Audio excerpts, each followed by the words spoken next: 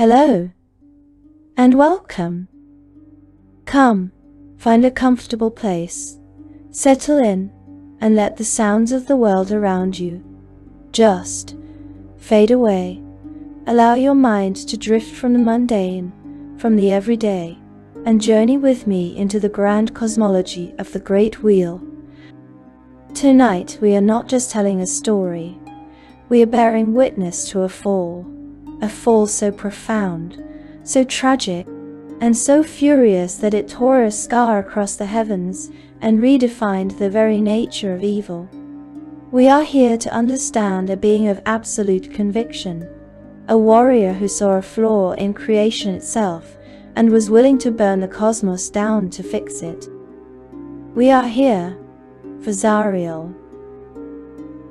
But to know the Archduchess of Avernus, the warlord of the Nine Hells, we must first understand the angel. And to understand the angel, we must first understand the battlefield she was born to.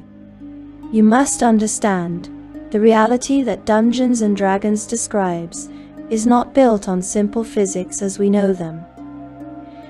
It is a reality built on belief. It is a reality forged from concepts, lore, chaos, good, evil. These are not suggestions. They are not mere philosophies that mortals debate.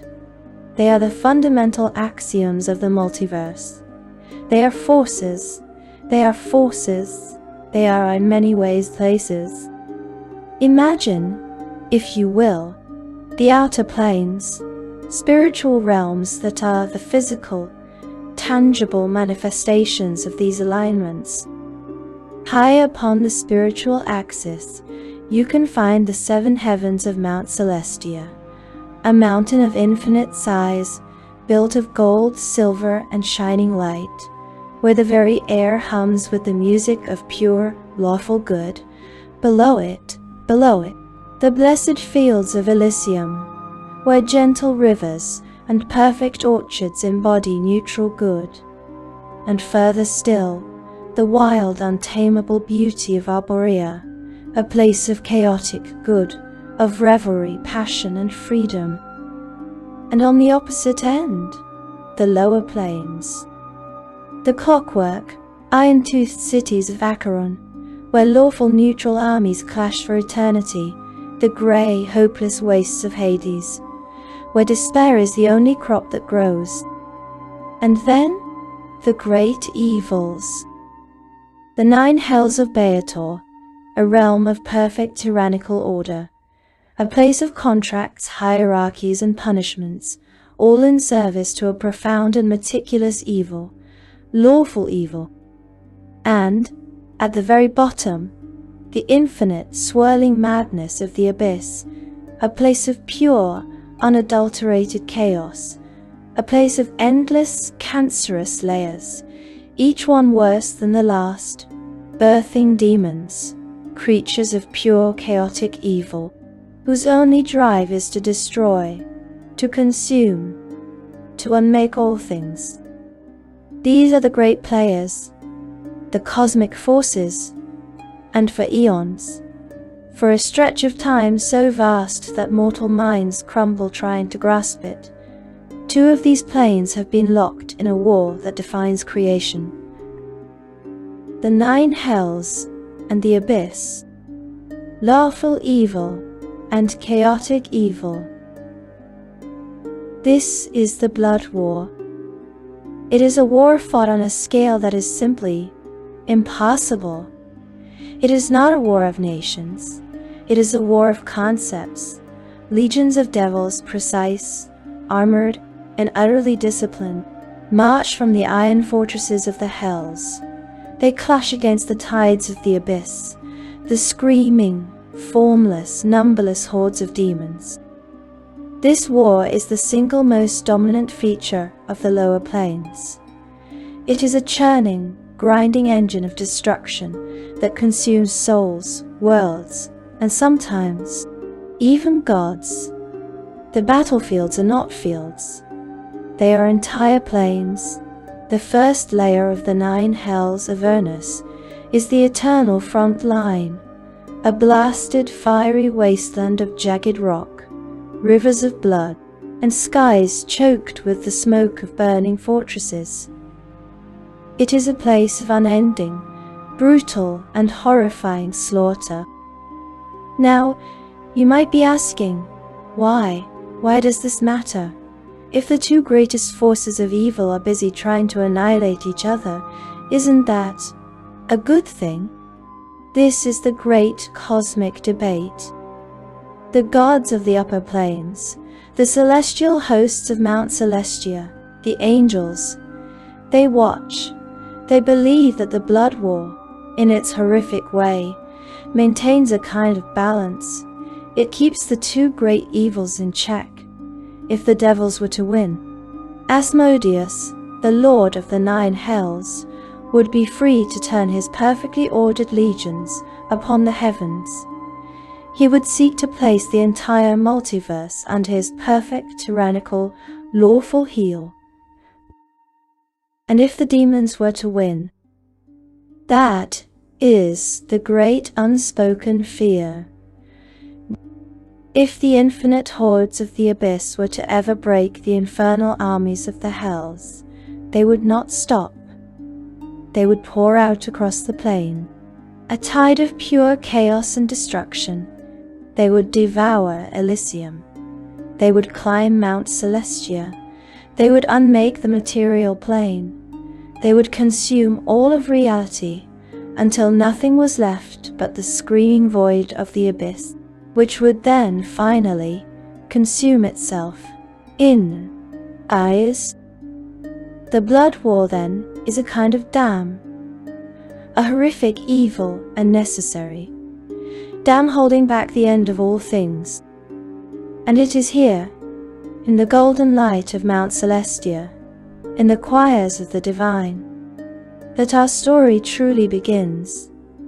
For in this perfect, lawful, good place, a new angel was forged, a being of light, power, and absolute purpose, a solar, the most powerful of angel kind. She was beautiful, yes, as all angels are, but she was not gentle. She was not a being of soft comfort or quiet contemplation. She was a warrior, a divine weapon. Her eyes, filled with a radiant light, did not just see the beauty of Celestia. They stared down through the plains, to the fire and smoke and blood of Avernus. She saw the balance, and she saw it as a lie. She saw it as a celestial failure. She heard the screams from mortal worlds, worlds like our own, that were brushed by the edges of this war. A demon spilling through a forgotten portal, a cult of devils corrupting a kingdom. And she heard the cosmic balance as the sound of inaction. And her name was Zariel, and she was, from her very first moment, consumed by a righteous, burning, and terrible fury. Zariel, you must understand, was a solar. This is not a rank. It is a state of being. Solars are the eldest, the most powerful, the most perfected of angel kind. They are the direct wills of the gods made manifest. They are described as being so beautiful that a mortal who looks upon one might die of pure joy. Their voices can calm entire cities or shatter mountains. They wield swords of light that can sever the very soul. Each one is a general, a philosopher, and a work of art. And Zariel was the greatest of them.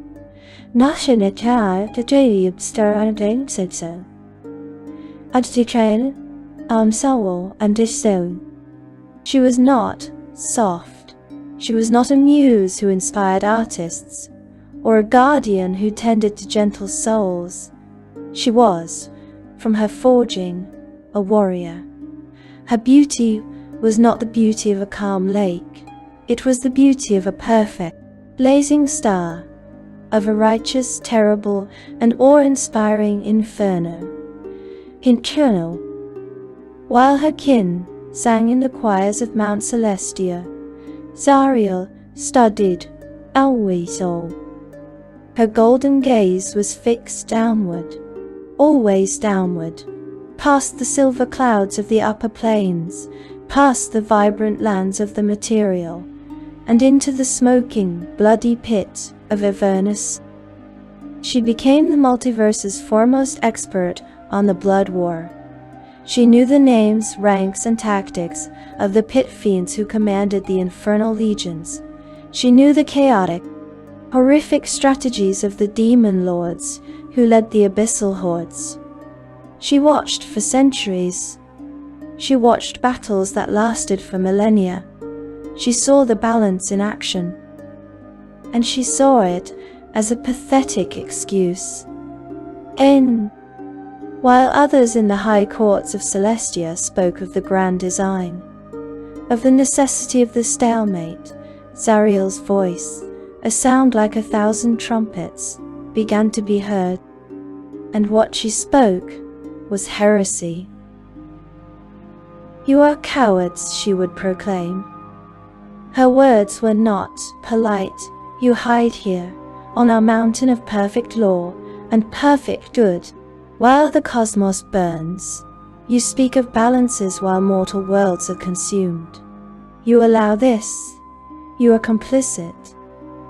This was unthinkable. The celestial hierarchies, the Deva, the planetars, even the other solars, they recoiled. They saw her passion. They saw her righteousness. But they also saw her pride. "Who are you, Zariel?" they would ask, in tones of deep concerned sorrow, to question the wisdom of the gods. "Who are you to unravel the very laws that hold reality together? If we intervene, if we break the stalemate, what comes next?" Zariel had an answer they did not want to hear. "Victory," she would say. "An end. We are the forces of good. It is our duty to win, not to observe, not to balance, to win." She saw the collateral damage not as an abstract. She would project visions for the council to see. A village on the material plane, like our own, where a small, forgotten portal had allowed a single demon, a dretch, to slip through. She would make them watch the slaughter. She would show them a world where a cult of devils had corrupted a kingdom from within, turning it into a puppet state of the 9 hells. "This," she would hiss, her light flickering with a dark inner fire, "is the cost of your inaction. This is the blood on your hands. You say the blood war contains evil. I say it seeds it. It splashes its filth across all of creation." She began to earn a name among her peers, whispered in the golden archives and the crystal gardens. The beautiful hateful, for her righteousness was so pure, so absolute, that it had no room for mercy, no room for compromise, no room for doubt. Her light was so bright that it left no shadows, and it blinded all who came near. And yet, she was not entirely alone. She had a companion, a creature that, by all accounts, should have been her opposite, a Holophant, a small elephant-like celestial being with golden wings and a trunk that trumpeted sounds of pure joy. Holophants are the embodiment of simple, uncomplicated, unwavering good. They are cheerful, kind, are cheerful, and brave. But they are not generals. They are not furious. Her name was Lulu. Lulu adored Zariel. She was Zariel's squire, her companion, her conscience perhaps, where Zariel saw a strategic flaw in the cosmos, Lulu saw people who are hurting, where Zariel felt a cold, logical fury. Lulu just felt sad and wanted to help. Lulu did not see the pride. She did not hear the dissonance in Zariel's logic. She saw a magnificent, brave angel who was willing to do what no one else would. She saw a hero. And Zariel cherished Lulu. Perhaps Lulu was a reminder of what she was fighting for, a small, pure piece of the goodness she was trying to protect. Or perhaps Zariel saw in Lulu's innocent, trusting eyes the first true follower, the first to believe in her, absolutely. But as Zariel's arguments in council failed, her theories grew darker, more specific. She stopped talking about just intervening. She began to focus. Her analysis of the two evils became sharp, precise, and chilling. The abyss, she argued, was the true enemy. It was chaos. It was the unmaking. It was a tide of destruction that wanted only to end all things. The 9 hells. They are evil, she would concede, her voice low, but they are order. They are structure. They are a wall that is currently holding back the end of the multiverse. They are a tool. This was the moment the heavens truly turned against her. The other angels were horrified. She was not just suggesting intervention. She was suggesting that lawful evil was useful. She was suggesting that the forces of good should use the hells to destroy the abyss.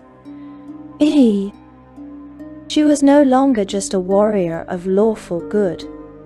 The lawful part of her nature was beginning to dominate the good. She believed so much in order that she was willing to ally with tyranny to achieve it. She was censured. She was given a direct order from the highest powers of Celestia. Not chaos. Stand down. Zariel, meditate, reflect. Find your peace. Your pride is clouding your judgment. You are forbidden from acting. Imagine being a supernova and being told to be a candle. Imagine being a divine thunderstorm and being told to be a gentle mist. Zariel did not meditate. She did not reflect. She recruited. If the angels of heaven would not follow her, she would find those who would. She turned her burning gaze to the material plane. To worlds like Faerun, she found the desperate, the brave, the faithful, and the furious. She found paladins who felt their gods had grown silent. She found warriors who had lost their families to demon cults. She found knights who dreamed of a true, righteous crusade. She appeared to them, a figure of blinding, terrible light, her golden wings spread wide, her sword a column of solar fire. She did not offer them heaven. She did not promise them peace. She offered them war, a holy war, the last war. She promised them that their lives would matter, that they would strike the blow that would save all worlds. She gathered them, a small host of angels who, like Lulu, were still loyal to her vision, who saw her as a prophet, not a heretic, and a growing army of mortals. They came from a city on the world of Zariel, called Elturel, a city that revered her as a guardian, a champion. They came, leaving their farms, their families, their homes, to follow this magnificent, terrifying angel. They would become known in time by a name that would be spoken in legend for centuries. The Hellriders. In their name, Ichincho. Zariel stood at the great open portals of Celestia, looking down. Her army of mortals and angels was assembled. Lu, her little Hollyphant friend, was outfitted in tiny, shining barding, ready to be her war mount, her banner of hope. Zariel looked back, one last time, at the golden, perfect spires of her home. She saw its perfect, beautiful, unmoving light. She saw the other solars watching her, their expressions a mixture of pity, sorrow, and fear. Fear. She did not fall. She descended. She turned her back on heaven. She raised her sword, and with a cry that shook the very foundations of the plains, Zariel, the solar, the beautiful hateful, led her army of mortal crusaders down, down, out of the light, down towards the fire. She would not contain the blood war.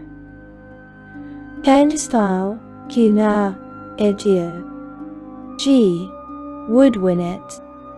The great, glorious, and utterly doomed charge had begun. Imagine the descent. It is not a gentle flight, it is a plunge. Zariel, in her solar brilliance, tears a hole in the fabric of the plains, a wound of light in the sky. She leads her army not through a gate, but in the wake of her own impossible will. The first thing they feel is the air. The pure, crystal clear, music-filled air of Celestia is gone, replaced by something thick and hot. A smell, the smell of burning, of sulfur, of rust, of ancient dried blood. It is an atmosphere so heavy with malice that it feels like drowning. Wow. And then they see it, Avernus, the first layer of the 9 hells. There is no sun, there is no sky, there is a ceiling of churning, angry red and purple clouds, so low it feels like you could touch it.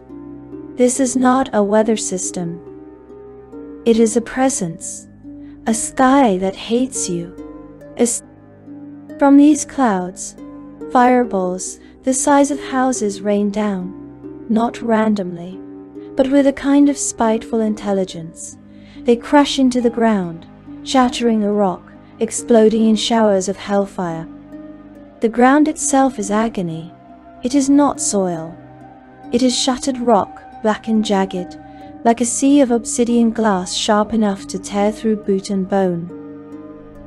In other places, it is a vast grey plain of ash that is actually the pulverized, millennia-old bones of dead demons and devils. Through this landscape of horror, there are rivers. Do not imagine water. Some rivers are blood, thick, slow, and warm, the blood of eons of slaughter. Others are far worse. A great, black, oily river cuts through the entire plain. It moves fast. It is the river Styx. A river so foul that its very touch does not just harm the body, it steals the mind. One splash, one drop on the tongue, and your memories, your name, your purpose dissolve, leaving a vacant, drooling husk. And the sounds, oh, the sounds. Even in the first moment of their arrival, the quiet, focused peace of their mission is shattered. There is a constant ambient scream, not one scream, a million, a billion. It is the sound of all the souls in torment. A background noise so constant that it becomes a pressure on the mind. Beneath that, the thudding, the clanging, the marching, the sounds of industry, the sounds of war. This is what the Hellriders, the brave, shining, mortal crusaders from Elturel, have followed their angel into. Can you imagine their terror? These are farmers. These are blacksmiths.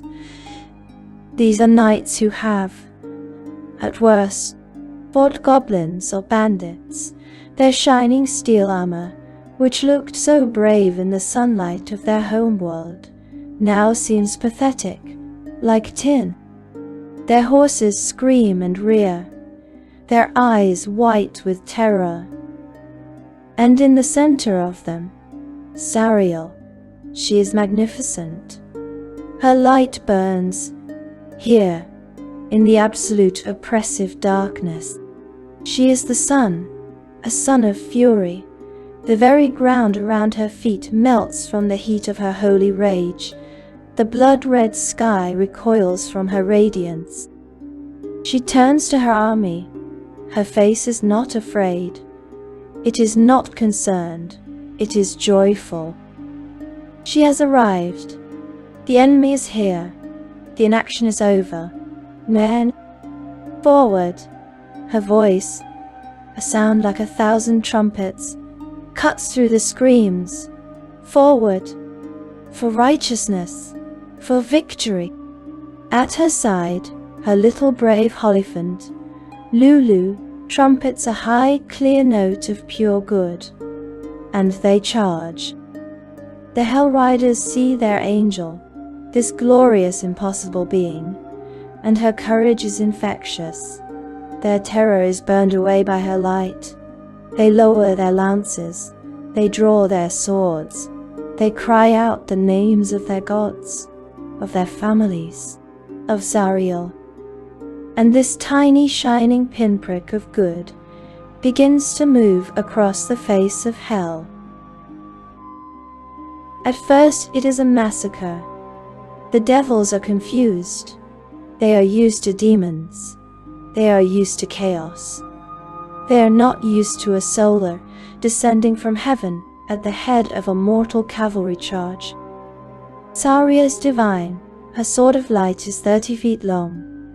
Every swing cuts a dozen devils in half. She is a blender of golden light and holy fire in her wake. They are empowered. Follow in her wake. They are empowered. Shielded by her aura. The hellfire does not burn them. The fear does not touch them. They crash into a legion of Babazu, the bearded devils, and their glaives shatter against the holy light. They win. They win. They win the first battle, and the second, and the third. Zariel glows. She is proving it. She is proving the heavens wrong. It is possible. Evil can be defeated. It just takes will. It just takes action. For a day or a week time is broken here. They are a comet. They are unstoppable. But Avernus is patient. And Avernus is not stupid. Avernus is lawful. The devils regroup. The pit fiends, the generals of the hells, observe. They see the light. They see the solar. And they do not panic. They make a plan. They are not going to fight Zariel. She is too strong. They are going to fight her army. The devils stop meeting the charge. They fade back. They let the Hellriders chase them, deeper and deeper into Avernus. The ground changes. The obsidian glass gives way to swamps of boiling tar. The bone fields give way to plains covered in screaming mouths that bite at the horses' legs. The Hellriders are tired. They are mortals. They need to sleep. But where? Where do you sleep in hell? When they make camp, the screaming gets louder. Shadows move in the dark. Imps, small flying fiends, whisper to them. They whispered out, "She lied to you. You are going to die here. Your soul will be ours." The food they brought runs out. The water they brought tastes like ash. And the devils begin to attack, not with force, but with precision. Bone devils, Ozoliths, Tall, skeletal, insect-like horrors appear on the ridges. They hurl spears made of bone that drip poison. A man screams as his flesh boils off his body. Erinius, the furies of the hells, angels with black wings and flaming ropes, swoop down. They do not kill the men. They grab one. They fly him up high and just let him go. They make the others watch. Zariel is furious. She flies up to meet them, but they are gone. This is not a battle. It is a siege. It is psychological warfare. And the Hellriders, the mortals, are breaking. Their shining armor is black with soot. Their faces are hollow. Their eyes are mad with fear. They look at Zariel. She is still shining. She is not tired. She is not afraid. She is an angel. And for the first time, they do not see a savior. They see a monster. They see the one who brought them here. A panic begins. A murmur. We have to go back. The portal she made. We have to run.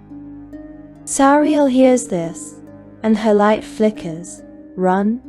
Retreat? This is blasphemy. This is weakness. This is betrayal. You will stand your ground, she roars. You swore an oath. But oaths sound different in hell.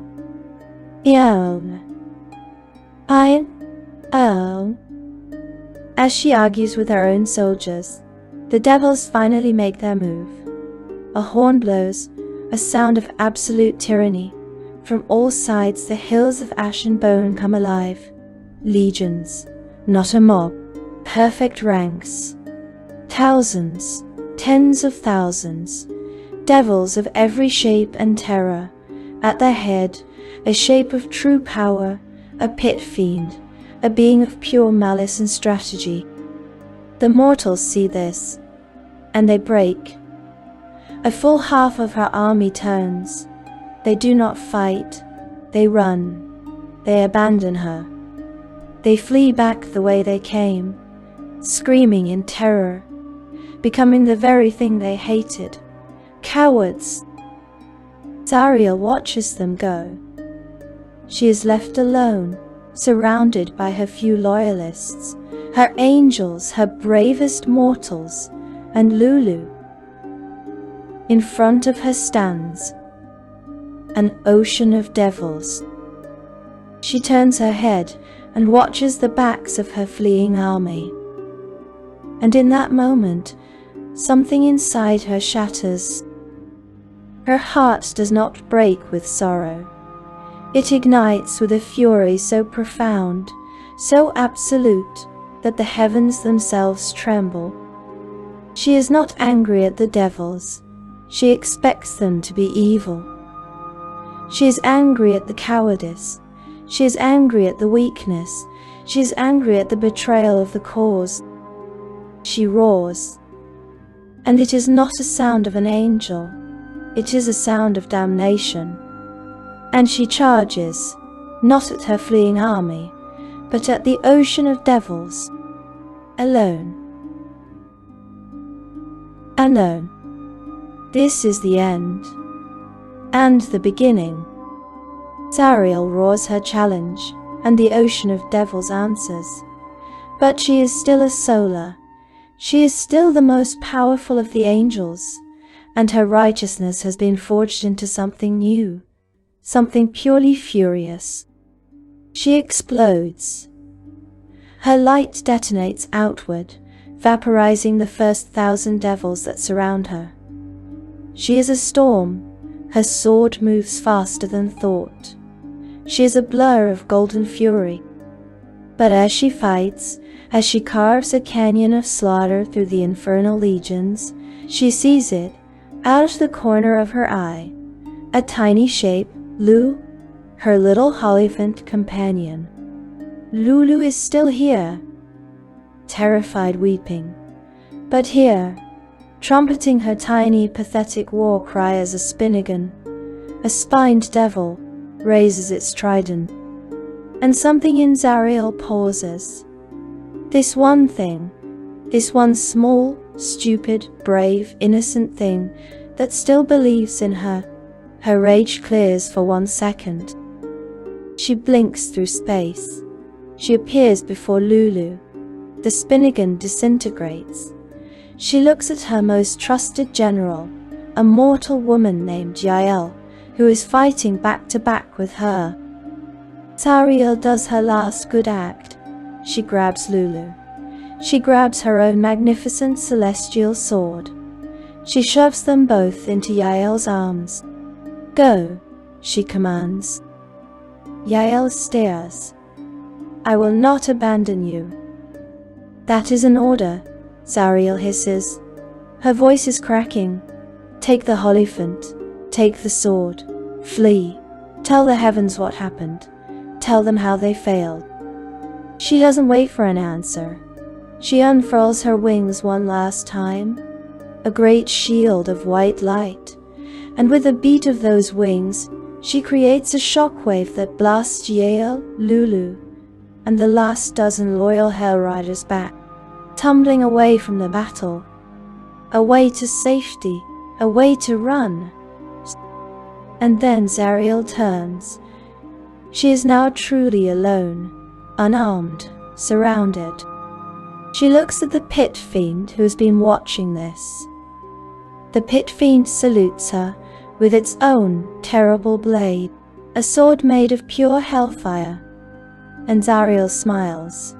She summons a new sword of pure light into her hand, and she charges the general of hell. The battle is a blur of red and gold. It is a duel of gods. The very ground of Avernus splits open beneath them.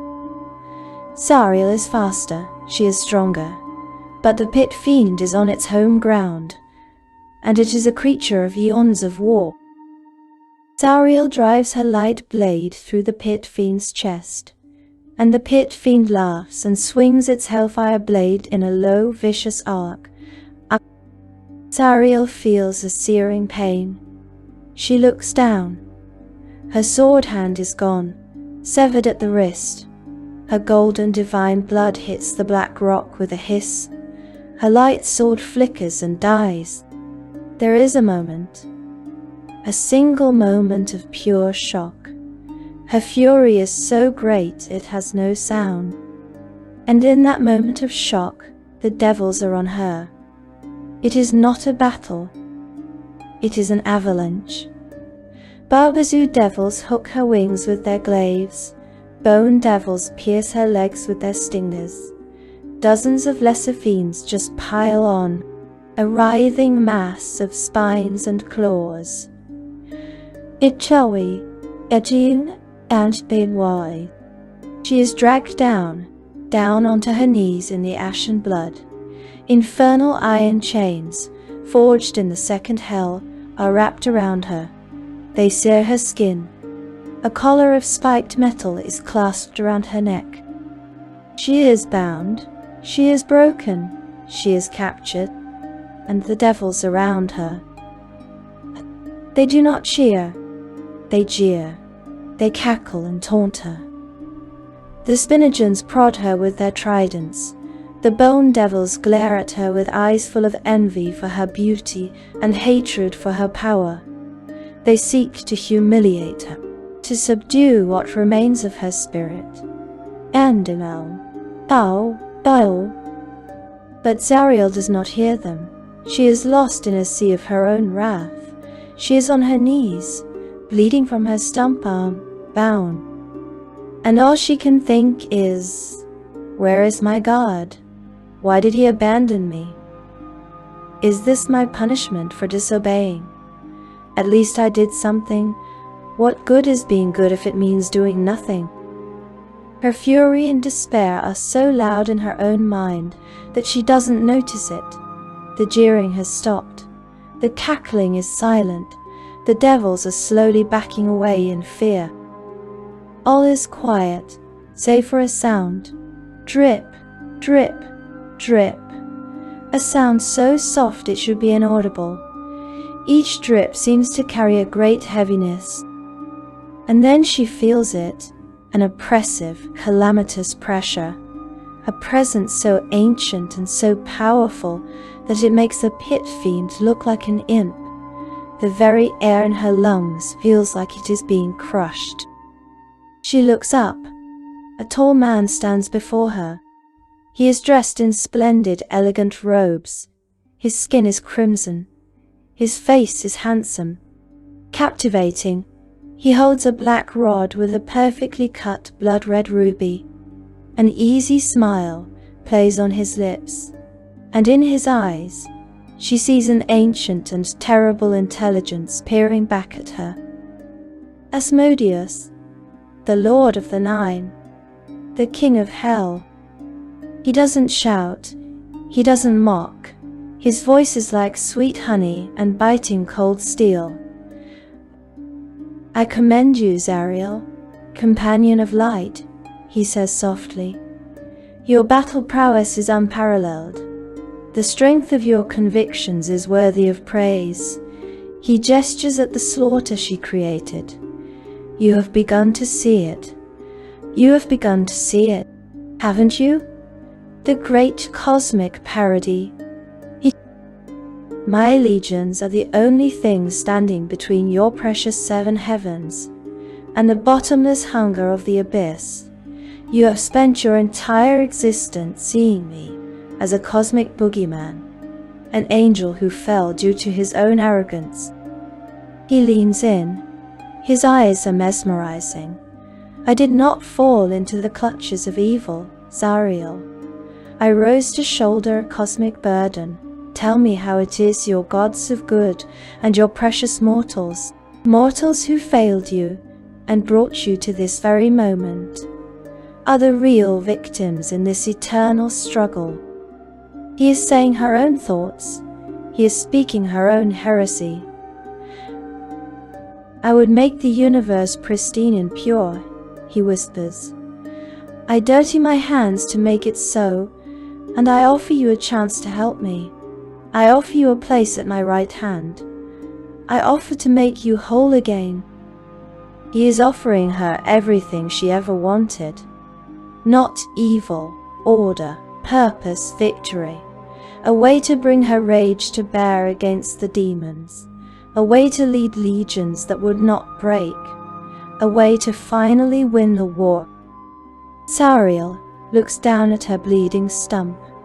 She looks at the chains. She thinks of the backs of her fleeing soldiers. She thinks of the silent indifference of her God. And she makes a choice. What good comes from being good when being good means doing nothing? I will do nothing no longer. With a voice filled with power and conviction, she looks at the Lord of Hell, and she accepts. And the agony begins. The moment she agrees, Hell claims her. She is wreathed in flames so hot, it burns her very soul. She screams. Her magnificent angelic wings are scorched and ruined, the feathers burning away to ash, leaving only leathery, charred membranes. Her skin chars and blackens. Her halo, once a shining beacon of radiance, shatters with a scream and reforges itself into a flaming crown of hellfire. Her eyes burn out and are replaced with orbs of white-hot rage. Her severed hand is replaced by a new limb of blackened iron and fire. Zariel the Archangel was dead, and Zariel, Archduchess of Avernus, had risen from her ashes. The chains melt away. She stands, taller, darker, and Asmodeus smiles. He had not broken her. He had given her what she truly wanted. He had aimed her.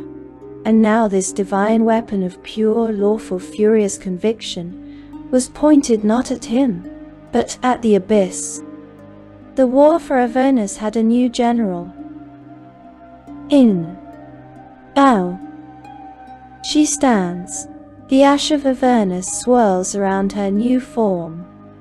The devils who had been prodding her are now prostrate on the ground, bowing, not in respect, in terror.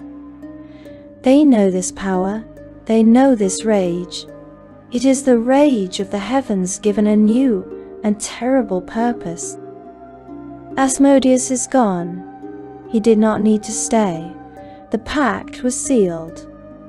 Zariel lifts her head. Her face is a ruin. Where once mortals wept with joy at her beauty, now they would simply die of fright. Her skin is a map of charred, cracked flesh. One of her eyes is gone, replaced by a burning point of white-hot light, a star of pure malice. Ayin, Anito, Etenche de Canton, Estoyakam, Isera, Axier. The other eye, and this is the true horror, is still perfect, still an angel's eye, a gleaming golden orb that weeps tears of fire. It is the one small piece of the solar that remains, trapped inside the monster, forced to watch. Her leathery wings unfurl. They are vast and powerful, and they create a wind that stinks of sulfur. Her new hand clenches, a fist of infernal iron. She is the Archduchess. But Avernus already has a ruler, a pit fiend named Bel. Bel was the general who had defeated her, a master strategist, a master of logistics and defense. Bel had held Avernus for eons in a perfect, grinding stalemate. He built fortresses. He managed supply chains of souls. He was the perfect quartermaster of hell. Zariel turns her head to the west, towards Bel's fortress. She does not send a messenger. She does not challenge him to a duel. She is not there to negotiate a transfer of power. She is there to take it. The devils of Avernus watch as their new mistress streaks across the sky. Enno, in Oakley, a comet of black fire. The war for Avernus lasts one night. She tears Bel's citadel apart from the foundations. She is not a strategist. She is a force of nature. She finds Bel in his war room, and she defeats him. But Asmodeus is clever. Zariel is a warrior. She is not a ruler. She is not a manager. She cannot be bothered with forges. She cannot be bothered with counting souls. So a pact is made. Bel is not destroyed. He is demoted. He is chained to his own forge. He will serve as Zariel's chief lieutenant, her weaponsmith, her strategist when she needs one. And he will hate her for it every single day. This is the lawful evil way. This is the lawful evil way. Zariel now sits on the throne of Avernus, and the blood war changes. It is no longer a stalemate. Zariel is not interested in defense. She is not interested in balance. She is here to purge. She takes the legions of the hells and forges them. In her own image, discipline becomes absolute. Failure is not punished with demotion. It is punished with obliteration. She leads from the front. Every charge, her leathery wings are the new banner of hell. The demons of the abyss learn a new kind of fear. They were used to fighting devils who were schemers, who were cowards, who would retreat. They have never faced a commander who hates them with the pure, unblemished fury of a fallen angel. Zariel is winning. For the first time in eons, the tide of the blood war is turning. She is pushing the demons back. She is actually sealing portals to the abyss. She is doing exactly what she said she would do. And in doing so, she has become the single most effective evil in the cosmos. But what of those who fled? The mortals who broke and ran? Outdown. They made it. They found the portal she had opened, a flickering scar of light. They tumbled back through it one by one, falling onto the green grass of their home world, gasping, weeping, filthy, broken, ashamed. They came back to Elturel, and the people cheered. "You are alive," they cried. "You have returned." And the leader of these cowards, his hands still shaking, looked at the hopeful faces of his city. He looked at his own men, broken by shame. And he could not tell the truth. He could not say we ran. He could not say we abandoned an angel to hell. So he straightened his back. He wiped the soot from his face. And he lied. "We rode into hell," he said, his voice shaking with false pride. "We charged the infernal legions. We broke their lines, and we have returned victorious." And thus a legend was born. They were hailed as heroes. They were called by a new name, the Hellriders. The entire city of Elturel refounded itself on this lie. It became a city of paladins, a beacon of faith. Its most noble order, the Hellriders, was built on a foundation of the single greatest act of cowardice in the city's history, a perfect, tragic irony, a secret that festered in the soul of the city for centuries. And the others? The last few? Zariel, the general, Lulu, the Hierophant, they escaped too, blasted away by Zariel's last act. They fled with the one thing that mattered, Zariel's sword, the magnificent celestial blade of the solar. It was no longer a weapon. It was a relic. It was a reminder. It held the last flicker of her goodness. Zariel knew she was hunted. Zariel, now an Archduchess, would want this blade destroyed. It was an insult to her new power. Devils hunted them. Zariel and Lulu fled. They hid the sword. They built a tomb, a puzzle, a fortress of faith, a place where the sword could be kept safe, protected by the spirits of the other loyal Hellriders who had died in that last battle. Zariel made her final stand there. Intercessor, Ishtade. And Lulu, oh Lulu, the horror was too much. The trauma of the descent, the agony of the battle, the horrific transformation of the person she loved most in the cosmos. Her mind, a tiny, gentle, good thing, could not hold the grief. It shattered. Her memories broke into 1,000 pieces. Her magic fled her. She became lost, a tiny, confused creature wandering the plains with no memory of who she was. No memory of Avernus, no memory of Zariel. Just a vague, aching sadness, and a sense that she had forgotten something very, very important. And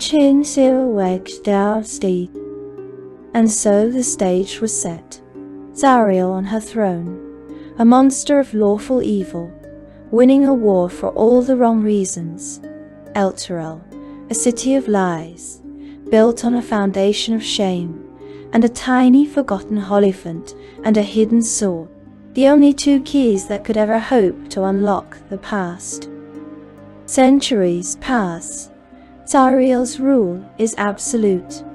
Her obsession grows. The war needs more soldiers, more weapons, more souls. Her gaze, once fixed on the abyss, now begins to turn upward, up to the material plane, to the souls of mortals. And she remembers a city that once worshipped her, a city full of brave warriors, a city that called itself the Hellriders. She remembers Elturel, and a new plan begins to form, a plan of terrible, beautiful, poetic justice. She would not just win the war. She would finally get the army she deserved. The plan, it is not a simple raid. Zariel is not a brute, she is law. Her revenge must be lawful. Her recruitment must be a contract. She watches Elturel for centuries. She watches the lie grow. She watches the city of paladins thrive on the story of her betrayal. Her hatred is a patient, cold star. And then, the time is right. The city of Elturel falls under a curse, a darkness undead, a plague of shadows and vampires that chokes the city. The people pray, the paladins fight, but they are losing. The city is desperate, and in their desperation, they turn to their high priest, a man named Thavius Krieg, a man who seems so holy, a man who has been praying not to the gods of good, but to the powers of hell. Thavius makes a pact. He doesn't know it is with Zariel. He thinks it is with some other powerful devil. He begs for the salvation of his city, and Zariel answers. She is so clever. She does not send an army of devils. She does not ask for a sacrifice of blood. She sends a gift, a miracle. One day, as the undead are clawing at the gates, a new sun appears in the sky over Elturel. It is not the real sun. It is a golden, shining orb of blinding holy light. It hangs directly above the city, and its light is pure radiance. The undead burn. They turn to ash. The vampires scream and dissolve. The darkness is driven back in a single glorious moment. The city is saved. They call it the Companion. The people weep with joy. They praise their gods. They praise Lathander, the Morning Lord. They praise Thavius Krieg for his faith. And Thavius Krieg introduces a new oath, to show their gratitude, to prove their worth, to swear fealty to this new, divine light. They call it the Creed Resolute. It is a simple oath, sworn by every citizen, every guard, every paladin. They swear to defend their city. They swear to uphold the law. And they swear a very specific phrase, a phrase written by a devil. I swear to never flee from a foe. I should enjoy to stay estando and so. Do you see? Do you see the poetry? The descendants of the cowards who fled hell are now all swearing a magical binding oath that they will never run away. They are correcting their ancestors' mistake, and in doing so, they are sealing their own doom. No, because the pact Thavius Krieg signed had fine print. The Companion would shine for 50 years, and after 50 years, the city and all the souls who had sworn the Creed Resolute would be forfeit. They would be claimed. The Companion is not a sun. It is not a gift. It is a hook. It is an anchor. It is an infernal machine that is slowly binding the entire city of Elturel to the plane of Avernus. For 50 years, Elturel becomes the brightest light in the world, a city of perfect justice, a city of unwavering faith, a city that does not know it is living on borrowed time, a city that is nothing but a farm for souls. Zariel is patient. She fights her war. She slaughters demons by the million. And she waits for the day the contract comes due, waits for the day her new army of Hellriders will be delivered. Not fleeing cowards, but bound souls, forced to fight, forced to serve the very angel they betrayed. It is the most perfect, lawful, and evil plan in the history of the Hells, and the clock is ticking. The 50th year arrives.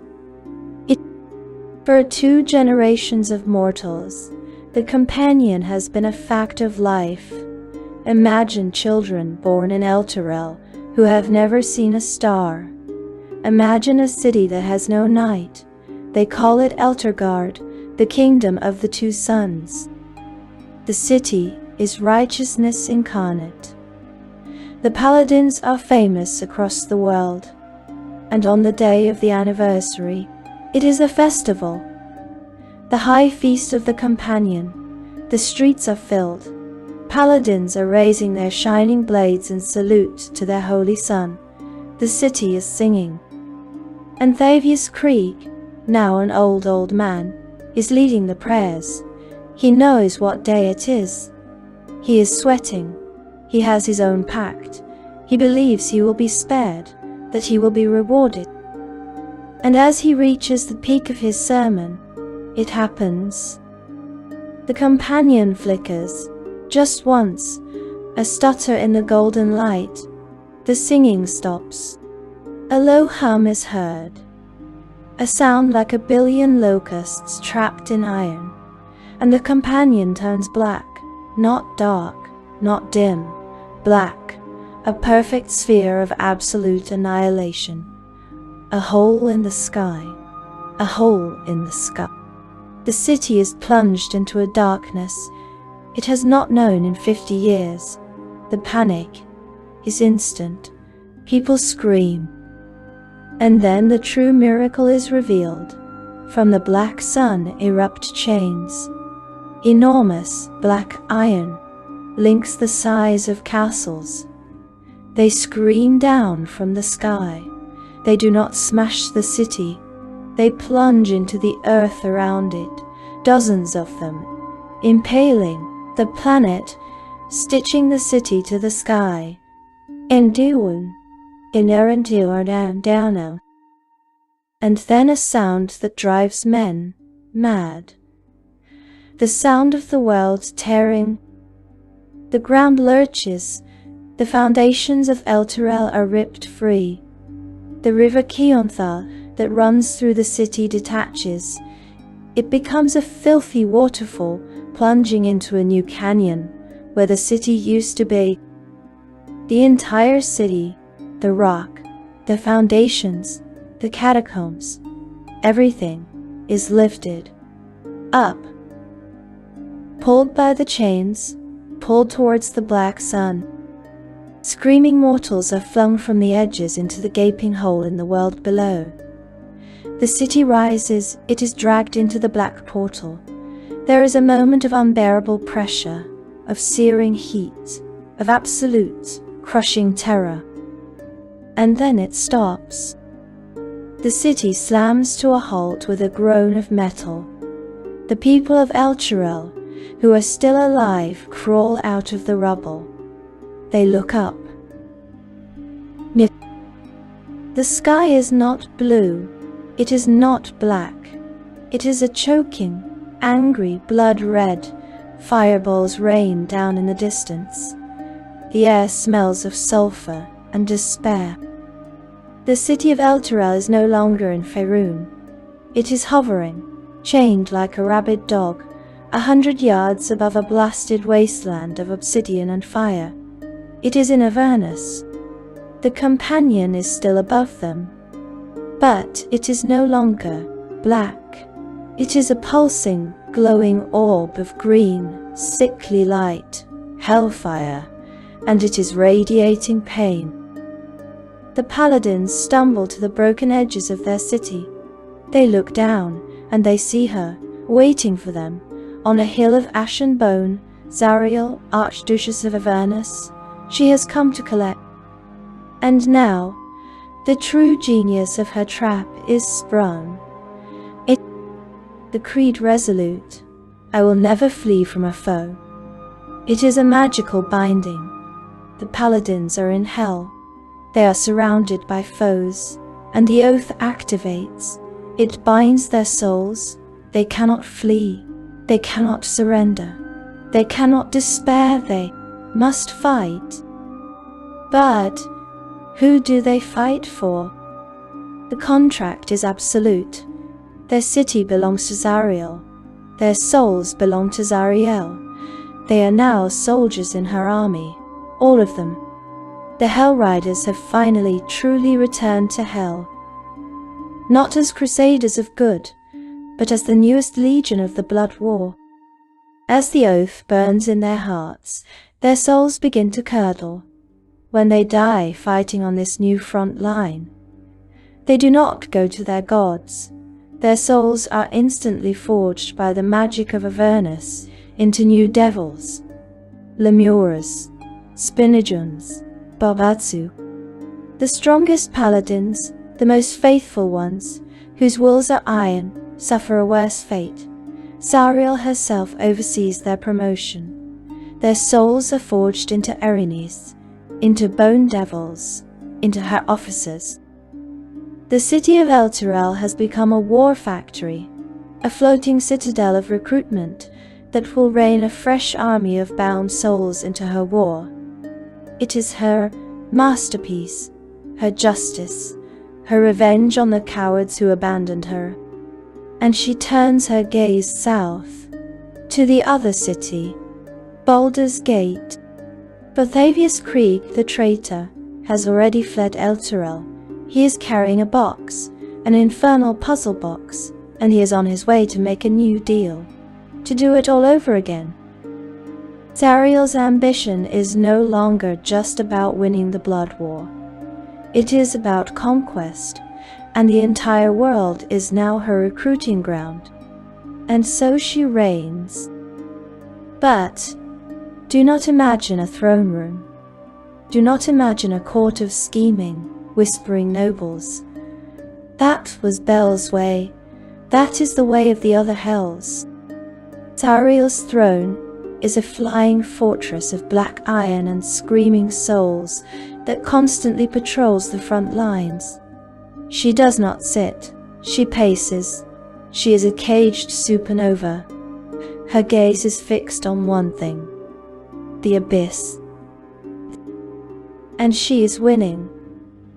Iron Town says, this is the great, terrible secret of her reign. It is working. Her ruthless focus, her absolute rejection of anything that is not war, her willingness to sacrifice legions to gain an inch. It is pushing the demons back. For the first time in all of eons, the hells are not just defending Avernus, they are invading the abyss. She leads raids into the upper layers of the demon realms. She is slaying demon lords. She is a storm of pure, lawful, furious hate. And the other archdevils despise her. She is not one of them. She did not rise through the ranks. She did not scheme for 10,000 years. She was appointed. And she is disrupting the economy.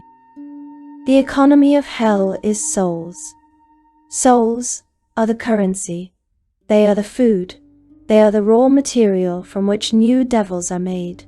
The other archdukes, like Mephistopheles and Dispater, are misers. They hoard souls. They savor the corruption of a single perfectly damned mortal.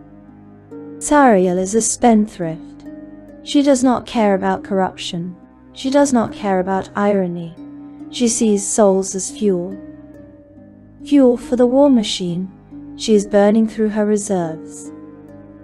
Elturel was not a petty act of revenge.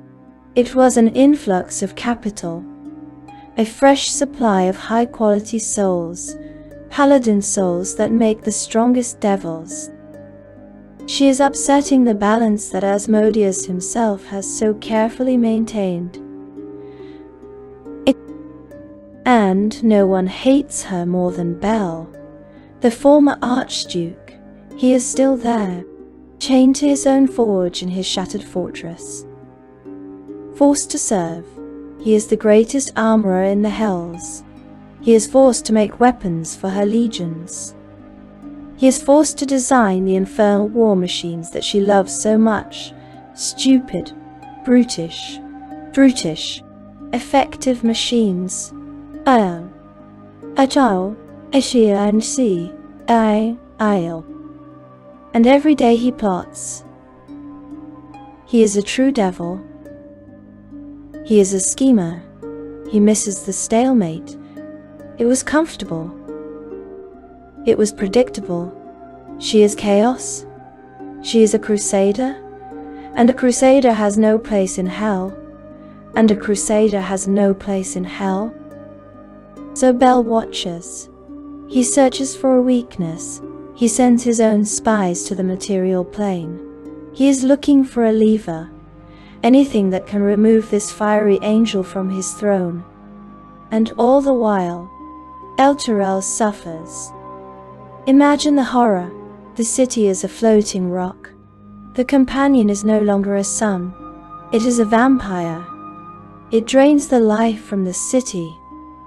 And the city itself is being dragged, slowly, inch by inch, down, pulled by the chains, lower and lower towards the black, oily waters of the river Styx. The devils have told the populace, when the city touches the water, it is over. All their memories will be erased. All their souls will be rendered blank, ready to be minted into the lowest form of devil. It is a ticking clock. The paladins are mad with grief. Their oath, the creed resolute, forces them to fight. So Zariel gives them a foe, demons. She has portals opened. She forces the Hellriders to defend their dying city from waves of demons. They are fighting the blood war for her. And when they die fighting demons, their soul flashes and is instantly reborn in a pit in the city as a devil, a new recruit, forced to watch their friends and family be transformed into monsters. This is her justice. This is her recruitment. And this is the state of affairs when a small band of adventurers from Baldur's Gate are tricked into following Thavius Krieg. When they tumble into hell, when they arrive in Elturel and see this horror, they find a world with no hope. Almost no hope, because the keys are still out there, the levers that Bel is looking for, the memories that Zariel has tried to burn away. Tell Lulu, the little Hollyphant, she is found, still confused, her memory still broken. But being back in Avernus is jogging her memory. She remembers a name, Zariel. She remembers a feeling, love. She is a tiny, walking paradox, a creature of pure good that still adores the Archduchess of Hell. Noun, name C. And the sword of Zariel, hidden for centuries, guarded by the ghost of Yael, the last loyal general. It is not a weapon of destruction. It is a weapon of truth. The sword is a repository. It holds all of Zariel's memories, not the hateful ones, the good ones, the memory of her birth in Celestia, the feeling of her first flight, the righteousness she felt, the true, pure good, the sorrow she felt at the inaction of her kin, the hope she had for her crusade. The sword is a bomb of redemption.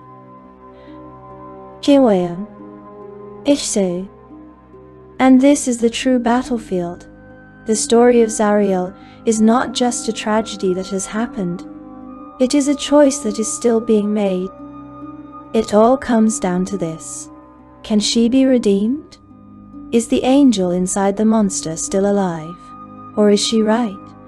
Is her path of lawful evil the only true way to save the multiverse from the abyss? Is she a villain to be slain? Is she a villain to be slain? Or a prisoner to be saved? This is her legend, a fall born not of corruption but of conviction, a damnation born of righteousness, and a fire that threatens to burn the heavens and the hells alike. Her story is the ultimate question. What is good? And what are you willing to do to achieve it? But who is she now? Inside? You must understand. This is not a simple story of corruption. Zariel was not seduced. She was not tricked with riches or power or pleasure. She was convinced. Asmodeus did not offer her a bribe. He offered her an agreement. He showed her her own righteous fury reflected back at her, and he said, "Yes, you are right. The heavens are cowards. The abyss is the true enemy. Here is an army that will not break. Lead it." Her fall was an act of ultimate conviction. She did not stop being lawful. She did not stop believing in her cause. She simply swapped one adjective for another. Lawful good had failed, so she would see if lawful evil could succeed. And that one angelic eye, the one that weeps tears of fire, that is the key. Zariel the Solar is not dead. She is imprisoned. The Archduchess, the charred skin, the hellfire crown, the leathery wings. That is the prison. It is a cocoon of hate and fury that she has wrapped around her own soul. And the jailer is also Zariel. She is doing this to herself. Every single moment of every eon, she is in hell. She is making a choice. She chooses to be the monster. Because what is the alternative? Despair. The alternative is to stop, to be still, to lower her sword, and to admit the truth. To admit I was wrong. To admit my pride. The very sin they warned me about was my undoing. To admit I failed. My crusade was a disaster. I led thousands of good, brave mortals to their deaths, and damnation for my own arrogance. The grief of that, the shame of that, the sheer, crushing weight of that failure would be enough to shatter her soul into nothing. It would be an agony far worse than any hellfire. So she does not. She builds a wall against that grief, and that wall is her rage. Her fury is a fortress. She cannot be wrong if she is still fighting. She cannot have failed if she is still winning this new war. Her obsession with the blood war is not just a job. It is her salvation. It is the one thing that allows her to get up in the morning. It is the perfect, endless distraction from her own soul. She is the most effective Archduchess because she is the most profoundly broken. And this is why the past is so dangerous to her. This is why Bel is looking for it. The sword of Zariel. She hunts for it. She wants it destroyed, not because it can kill her. What is death to her? No, she wants it destroyed because it is a mirror. It does not hold her hate. It holds her hope. It holds her joy. It holds the memory of her first flight in Celestia. It holds the pure, unblemished righteousness she once felt. And if she were to see that, if she were to touch it, it would remind her. It would show her exactly what she has lost, what she has become. The contrast would be an agony.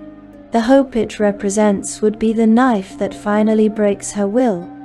Her rage would shatter, and all that would be left is the grief. She is terrified of her own redemption. And then there is Lulu. The Hierophant is worse, so much worse. The sword is a memory. Lulu is love, unconditional, stupid, brave, innocent love. Lulu's mind is broken. She does not remember the Archduchess. She only remembers her friend. She remembers Zariel, the beautiful, powerful angel, and she still believes in her. If Zariel were to come face to face with this tiny creature, this one being in all the cosmos, that does not see a monster or a general, but just sees her friend who is lost, that unwavering faith, that innocent love, that innocent love. It could pierce the armor. It could be the one thing that makes her pause, that makes her doubt. And doubt is the one luxury an Archduchess of Hell cannot afford. Doubt is the crack that lets the grief in. So she burns hotter. She fights harder. She drives her legions with a fury that shakes the foundations of the plains, all of it, a glorious, terrible, deafening distraction from the one tiny, weeping angel at the center of it all. And so here is the battlefield. It is not Avernus. The blood war is a distraction. The true battle is for a single soul, hers. And this is where our story stops being a tragedy of the past and becomes a question for the present. Because adventurers arrive. You arrive, small, mortal, insignificant pieces of chaos and hope tossed into this perfect engine of lore and despair. You find the keys. You find Lulu, the little, confused Holophant whose very presence is an act of defiance against the plane. And you seek the sword. You must understand what this sword is. It is not just a magic weapon. It is called the Sword of Zariel, but it is so much more. When she fell, when she gave it to Zariel, she poured the last of her good into it. All of her angelic nature, her grace, her compassion, her hope, her light, all the parts of her that were a weakness in hell. She did not know she was doing it. It was a reflex. The sword is a vessel for the angel Zariel, and it has been waiting for a wielder. But it cannot be wielded by just anyone. Zariel, the ghost general, guards it, and she presents a test. To attune to this blade, you must be worthy. And what is worthiness? Strength? No. Power? No. You must be willing to see the truth. When a mortal hand reaches for the hilt, the sword shows them. It plunges you into Zariel's past. You do not watch it, you become her. You feel the joy of your creation in Celestia.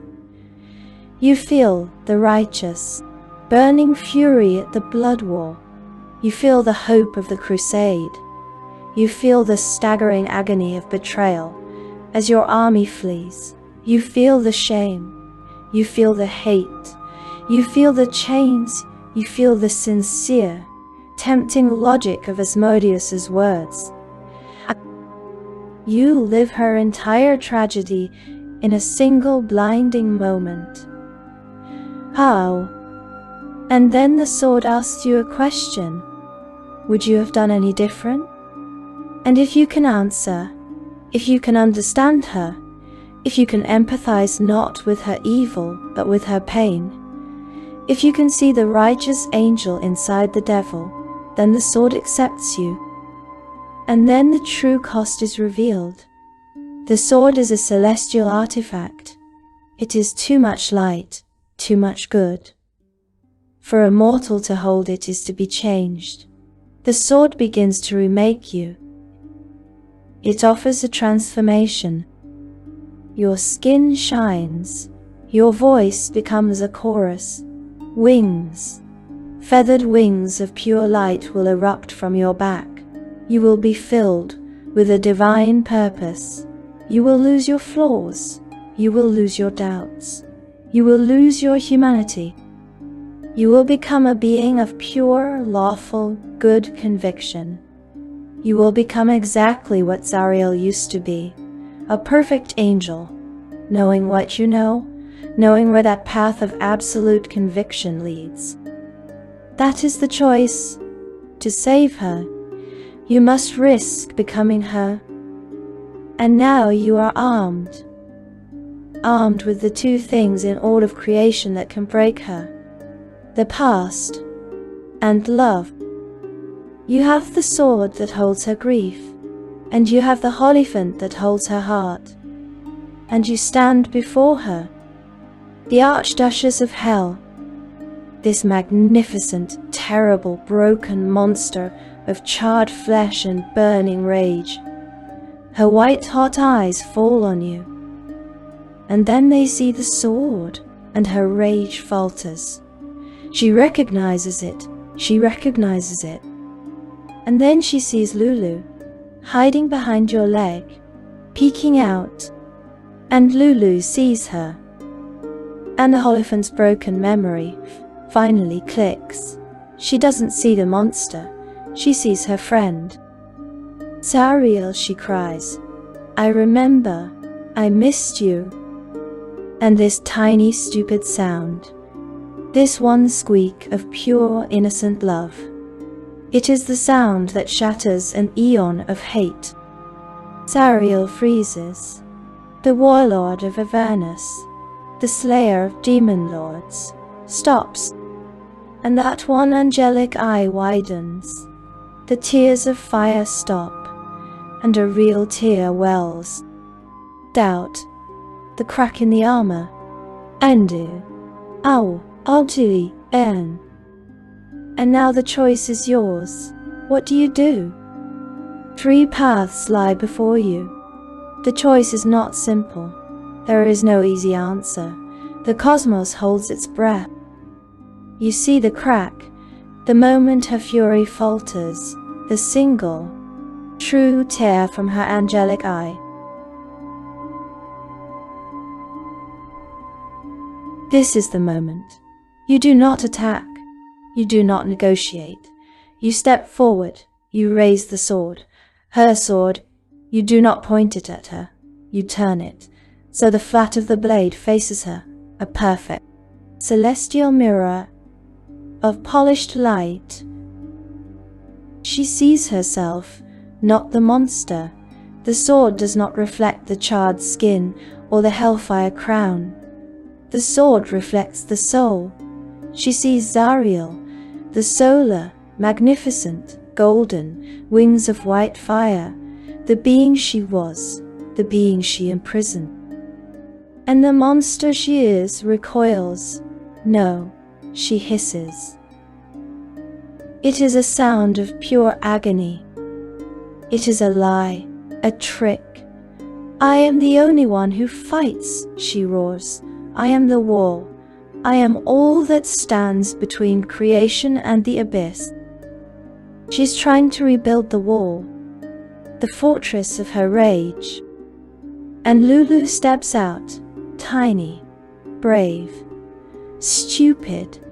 She flutters past you, right up to the Archduchess. The devils in her court gasp. They ready their spears. Zariel could incinerate her with a thought. Lulu lands on the black iron of her throne. She looks up at the horrific, twisted face. "I remember the charge," Lu whispers. "You were so beautiful. You were like a star. We were going to save everyone." Zariel is shaking. Her iron hand is clenched so tight that sparks fly. "They ran," she chokes out. "They failed me. The heavens failed me. Good failed." "No," Lulu says, her voice suddenly clear and strong. "You failed you. You gave up. You hid in this anger. This isn't you. This is a costume. I miss my friend." And that is it. That is the blow. 1,000,000,000 demons could not do it. A legion of angels could not do it. But a tiny Hierophant's unwavering love does. Zariel looks at Lulu. She looks at the sword in your hand. She looks down at her own monstrous form, and she lets go. The grief, the eons of shame, regret, and agony that she has held back with her fury. It hits her. She does not roar. She lets out a sigh, a sound of a mountain crumbling. I was wrong, she whispers. Eh? And the word shatters her. The hellfire crown extinguishes. It clatters to the floor. The charred skin begins to flake away like ash in a wind. The leathery wings disintegrate. The monstrous form collapses inward. And from the ashes, a light begins to shine, golden, pure, agonizingly bright. It rises, Zariel, the solar, her skin is gold. Her eyes are twin stars, magnificent white wings, unfurl and blast the very darkness of Avernus away from her. She is remade. She is restored. And she is in agony. She is weeping. Tears of light stream down her perfect face. She looks at her hands. She looks at the city of Elturel chained above. What have I done? She turns to you. The city, she says, her voice a chorus of grief. The contract, she knows what she must do. She flies up, a comet of hope. She strikes the companion. The infernal machine, she pours her renewed light into it. But she cannot break the contract. It is law. She can only break the chains. She cannot save her army. She cannot stay. She must atone. I cannot lead you, she says to her own soul. She looks at you. Avernus must not fall to chaos. The war must hold. She turns her gaze to the west, towards Bel's forge. She has abandoned her post. The abyss will notice. She looks at Lulu. Forgive me. And with a sound like a breaking star, she is gone, ascended, fled to Mount Celestia to face a justice she once despised. And you are left in Avernus, with the city of Elturel still hovering, and the screams of Bel laughing and raging, as he scrambles to retake his throne. You have saved a soul, but you may have doomed the multiverse. Or perhaps you see the crack, the moment her fury falters, the single true tear, and you decide it is not enough. She is a monster. She dragged a city of 100,000 souls to hell. She is a mass murderer. Redemption is a luxury she has not earned. Mercy is a weakness the hells will exploit. And Lulu cries out her name, and you do not wait. You raise the sword of Zariel, and you charge. The Archduchess looks up. The flicker of doubt in her eyes instantly extinguished, replaced by a fury so cold, so absolute it freezes your soul. So be it. She hisses. You are just like all the others. Cowards, assassins, afraid of the truth.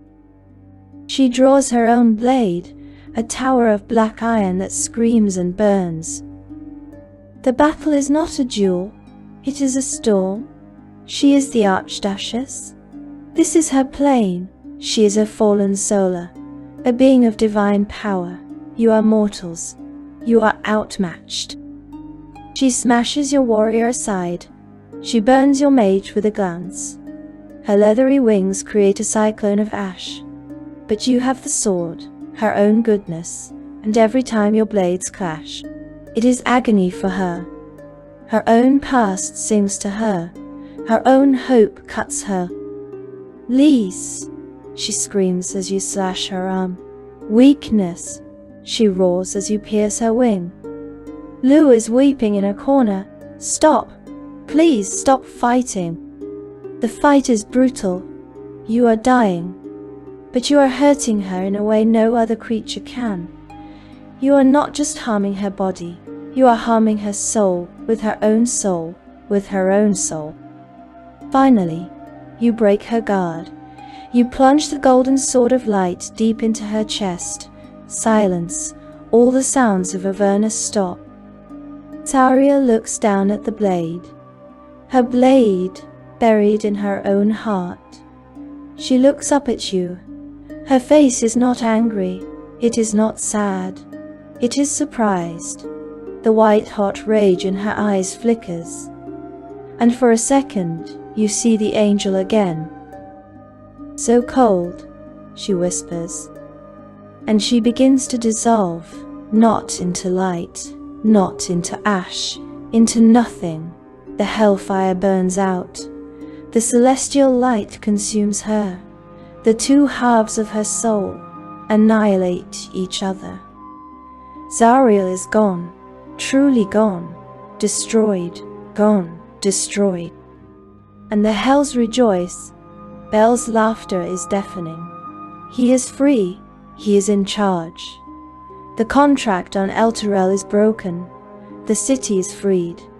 It begins to rise back to its world. You have saved the city. You have killed the archdevil. And the demonic hordes on the horizon, who have just sensed the death of their greatest foe, begin to charge. You have won your battle, but you have just lost the war. Or perhaps you see the crack, you see the doubt, you hear her logic. I am the wall. The heavens do nothing. The abyss will consume all. And you, who have attuned to the sword, who have felt her righteous, absolute conviction, who are being remade into a being of pure law, you understand. You agree. She is right. Her methods are evil, but her logic is sound. The abyss is the true enemy, and good is too weak to fight it. But she is failing. Her rage is making her sloppy. Her hatred is a weakness. Her obsession with Elturel is a distraction. She is too broken to do the job. Lulu cries out her name, and Zariel looks at you, vulnerable, and you make your move. You offer her a deal. You are right, you say. Your voice is already changing, becoming a chorus. But you are tired, your hate has blinded you. I can do it better, I have your conviction. But I do not have your pain. I can be the general you were meant to be. A true, lawful general. Not a creature of petty revenge. Give me the throne. Zariel stars. This is not redemption. This is not destruction. This is a coup. And Asmodeus listens. From the deepest hell he hears this, and he is pleased. Zariel has become a liability. She is too passionate, too chaotic in her law. But you who holds an angel's purity and a devil's ambition, you are perfect. Zariel laughs, a dry, broken sound. She sees it. The perfect irony. She is being replaced. Just as she replaced Bel, so it ends, she says. She drops her sword. Take it, she sighs. Take this damned war. I am done. The moment she abdicates, the pact is broken. Her power leaves her. She is no longer the Archduchess. She shrinks. The fire dims. She is just a fallen solar, a prisoner. And you change. The power of Avernus flows into you. The sword in your hand burns. The celestial light fuses with the hellfire. Your angelic wings burn black. Your eyes become pits of coal, lawful fire. You have not fallen. You have ascended to a new kind of power. You are the new Archduke, the new warlord. You gesture. You free Elturel. It is a distraction. Send it home. You look at Zariel, the prisoner. Take her to Asmodeus. You command the devils. He will know what to do with her. Lulu screams in horror. What have you done? This is not good. You look at the Hierophant. No, you say. Your new voice is like 1,000 contracts being signed. It is not. It is law, and it is necessary. You turn your gaze to the abyss. You have an army to command. You have a war to win. You have become the new Zariel, and you will not make her mistakes. No one, Ari, Gil, and you will not make her mistakes. But what of the place itself, this hell she now rules? To understand Zariel, the Archduchess, you must understand Avernus, the battlefield. It is the first layer of the 9 hells. It is the doorstep, the welcome mat, the eternal front line of the blood war. Before Zariel, it was a place of static, grinding attrition, a land of impregnable fortresses and meticulous supply lines. Its former ruler, Bel, was a master of logistics. He treated the war like a ledger. X souls in, Y demons slain, a perfect, sustainable, endless war. It was boring, and it was stable. Then she arrived. Zariel does not care for ledgers. She does not care for defense. She is not a warden. She is a storm, and she remade Avernus in her image. Imagine the geography. There is no soil, only rock, charred black and shattered to glass by uns of fireballs raining from the sky. There are mountains, jagged peaks of obsidian that are not rock, but the fossilized screaming bodies of ancient, forgotten beings. There are plains, vast deserts of grey ash that you realize are the pulverized bones of countless legions. And the river Styx, the great oily black river that flows through all the lower plains. Its waters are not wet. They are forgetfulness. One touch and your memories boil away. Your name, your purpose, your love, your hate, gone, leaving just a husk. And worse, rivers of blood, thick, slow, warm rivers of clotted gore that have flowed for 1,000,000 years. This was the place Bel managed. Zariel looks at this and says, "It is too slow, it is too slow." She does not sit in a fortress. Her citadel is a flying mountain of black iron and basalt, ripped from the ground. It is a monstrous thing of engines and forges that never lands. It patrols the skies of Avernus. It patrols the skies of Avernus. A cloud of pure tyranny. She is always watching, always moving. From her ramparts, she can look down at the war. And she introduced a new concept, total war. Bel hoarded souls. He rationed them. Zariel spends them. She saw the wasteland and industrialized it. She created the greatest blasphemy of all, the infernal war machines. Devils do not need to breathe. They do not need to eat, but they can be killed. Demons are infinite. Their only tactic is a wave of flesh and fury. Zariel needed a way to kill them faster. So she had Bel and his forgers build them. Scavenger rigs, demon grinders, devil riders, great vehicles of blackened iron, spikes and flame. Each one a desecration, and each one has a furnace. And the furnace does not burn coal. It burns souls. Soul coins. A damned soul, trapped in a piece of infernal iron, etched with a devil's visage. You take this coin, you hear the faint, tiny scream from within, and you shove it into the engine, and you shove it into the engine. The soul is consumed, instantly, not just killed, obliterated, unmade, and the engine roars to life. This is Zariel's economy. She is fueling her war by annihilating the very currency of her realm. The other archdukes are horrified. This is not sustainable. This is madness. This is like burning piles of gold to stay warm. This is like burning piles of gold to stay warm. But it works. Her legions are now mechanized. They do not just march, They charge in vehicles that drip fire and crush demons under iron wheels. She has created a new caste, the marauders, devils who are not soldiers but maniacs. They patrol the wastes in their machines, hunting demons, hunting mortals foolish enough to be here, hunting each other, all in a desperate scramble for the most precious resource, fuel, more souls, and in turn, Antiiri.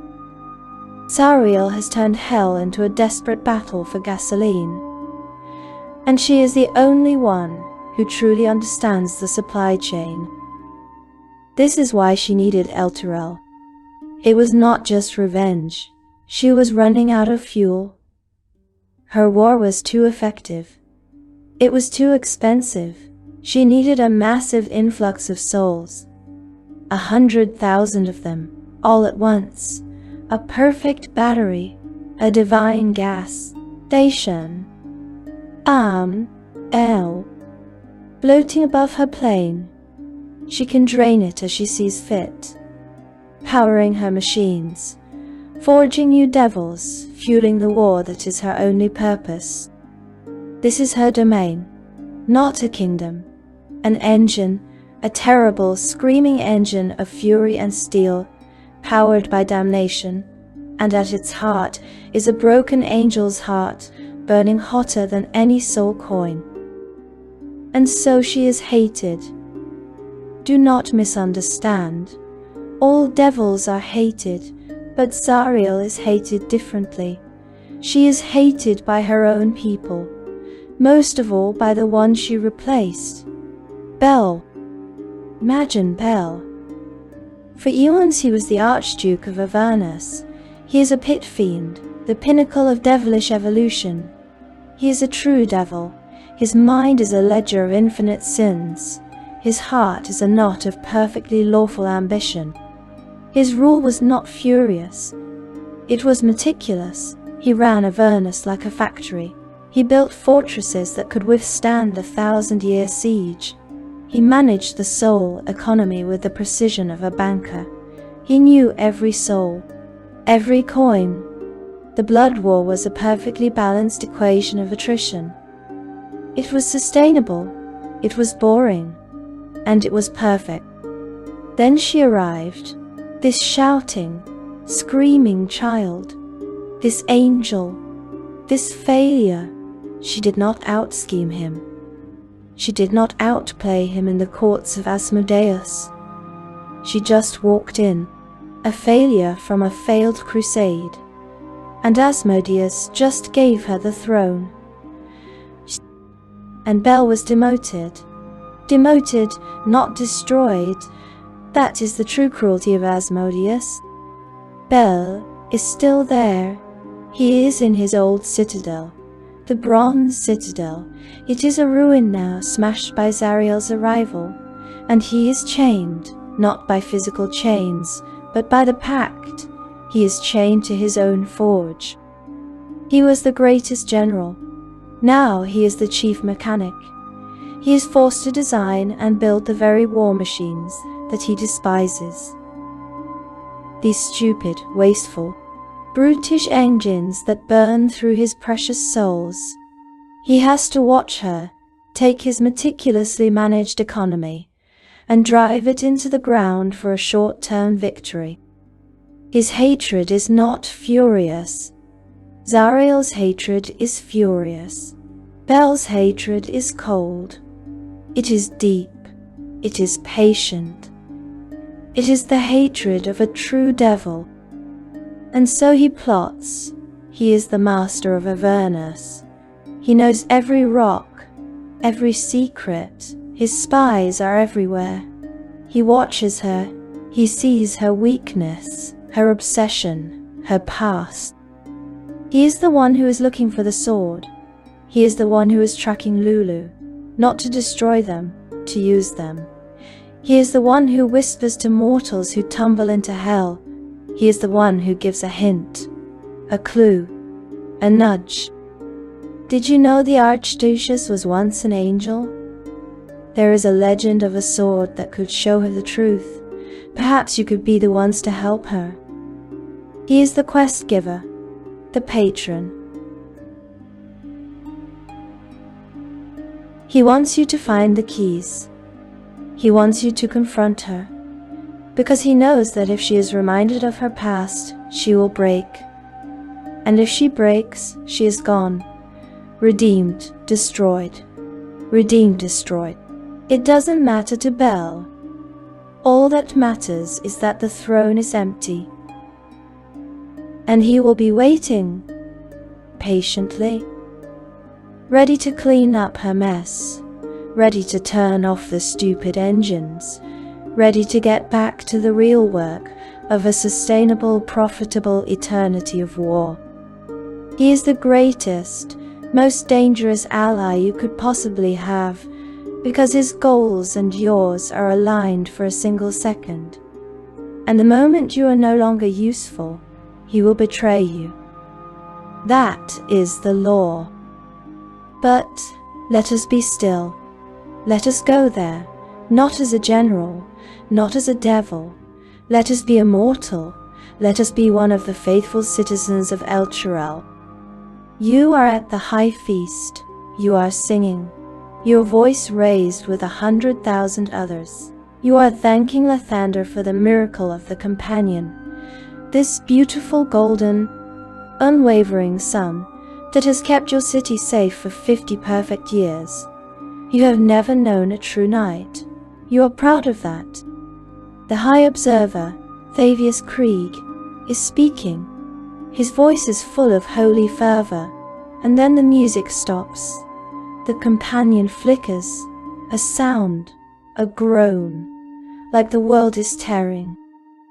And darkness, a darkness so absolute, so cold, so terrifying that you do not scream. You forget how to breathe. You look up at the black hole in the sky where your sun used to be. Chains, screaming down. The world lurches. You are thrown from your feet. The sound is 1 billion people screaming at once. And then the smell, sulfur, burning hair, ancient blood. The air is no longer air, it is ash. You crawl to your knees. The city is tilted. Buildings have crumbled. You can hear people falling, screaming as they tumble off the edge of your world. You crawl to the edge of the city. You look down. It is not the green fields of home. It is a red sky beneath you. You are in the air, chained, floating in a sky of fire above the landscape of pure hate. Avernus. And the companion is still there, but it is no longer gold. It is a pulsing, sickly, hideous green. It is no longer radiating warmth. It is radiating agony. You can feel it in your teeth. It is a leech, and it is drinking your city. It is drinking your city. You are a paladin. You are a Hellrider. Your oath, the creed resolute. I will not flee. Your training takes over. You stand. You draw your sword. You rally the others. Stand fast. You shout for Elturel. You feel for your God, the spark of your divine power. You call upon it. You raise your hand to heal a wounded woman. Nothing happens. You try again. Your hand is empty. The spark is gone. Your God is not here. The heavens cannot reach you. The heavens cannot reach you. And in that moment, as you stare at your useless, empty hands, that is the true hell. Your faith is a lie, but your oath is not. The creed resolute burns in your chest, a cold fire. I will not flee. It forces you to stand. It forces you to be brave. It will not let you despair. It will not let you surrender. You are a puppet of your own virtue. And then she gives you a foe. A portal of blood and chaos tears open in the sky across from you. Demons screaming, howling, filthy demons. They pour out. they charge your broken city. And your oath sings, here is your enemy, you roar. The other paladins roar. You have no magic, you have no god, but you have your steel, and you have your oath. You charge. You meet the demons on a broken bridge. You fight. Oh, how you fight. You fight with the fury of the betrayed. You cut down 1, 2, a dozen. You see your friend Joras get his arm torn off. He keeps fighting. You see a Vrock, a great vulture demon, claw your chest open. The pain is white hot. You stumble, you fall. You are dying. You are dying. You look up at the red sky. You clutch the holy symbol around your neck. Lathander, take me, you whisper. And nothing. There is no light. There is no tunnel. There is no peace. There is only a pull. A cold, vicious hook in your soul. Your spirit is ripped out of your body, not up, down. You are dragged down through the stone of your own city, down into a pit of boiling, filthy mucus. You scream, but you have no voice. You are a soul, a naked, shivering soul, and you are being unmade.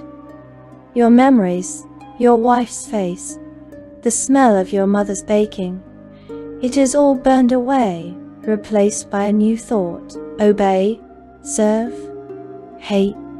Your soul is poured into a new mold, a foul, wretched, gaping mouth of flesh.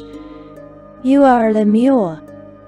Your friends on the bridge, they see it. They watch as a new devil crawls out of the hatch in the street.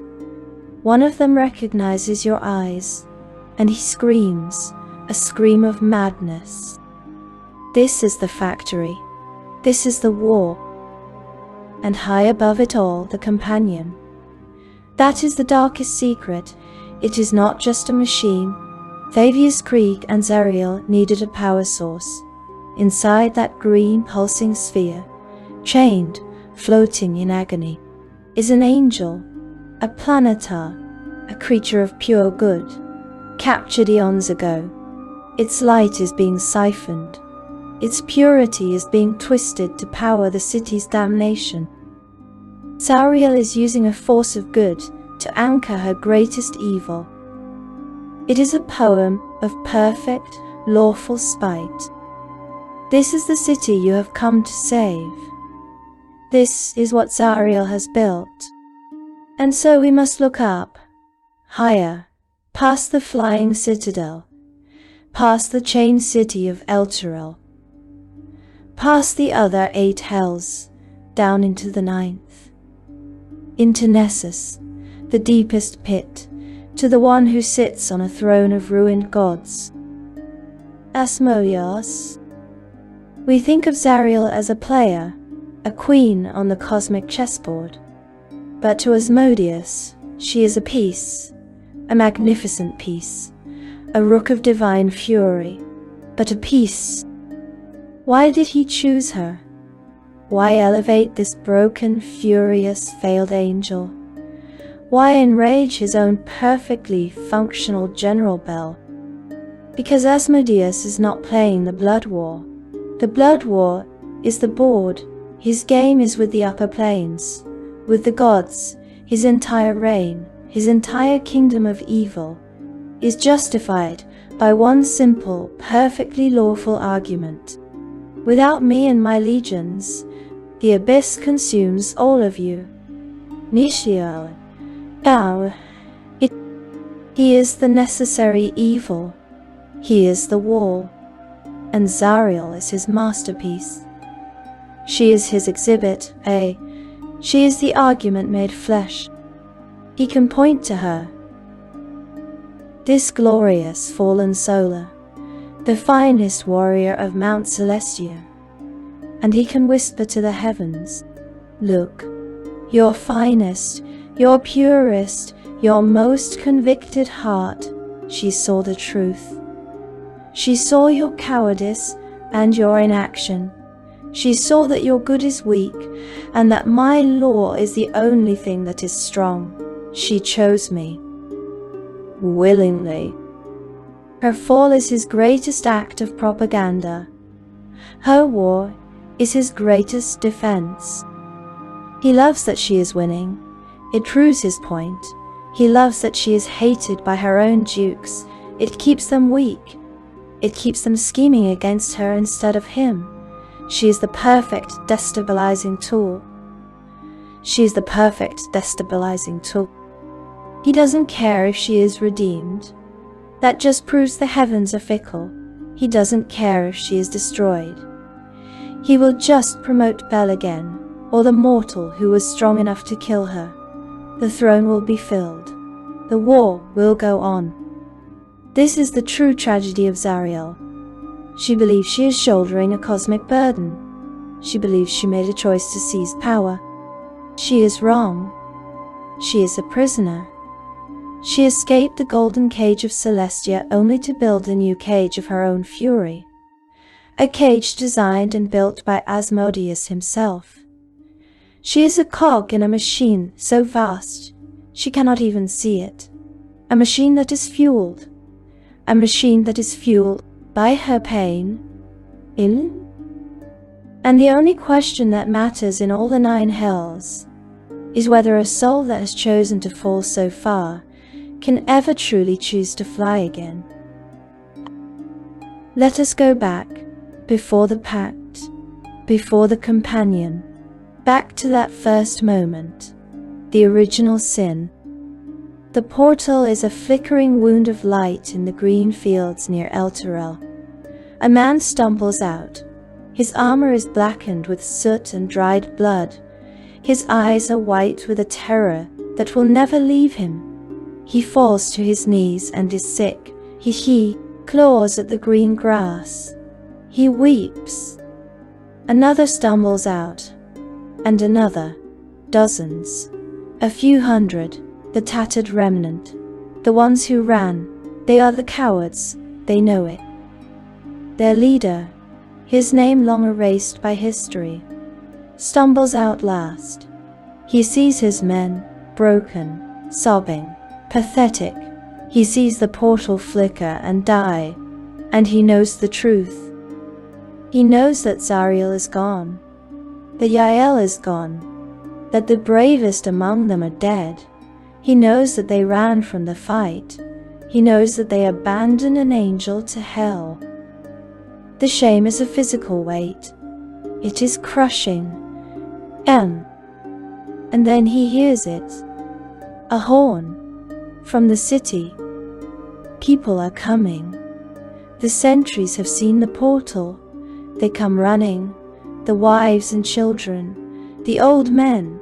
The priests. They see the returned warriors. And they see heroes. You're back, they cry. You have returned. Where is my son? An old woman asks. Where is the Lady Zariel? A priest asks.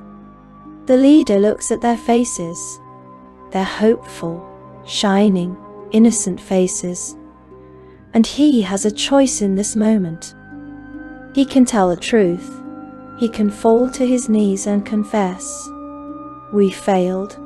We were afraid. We ran.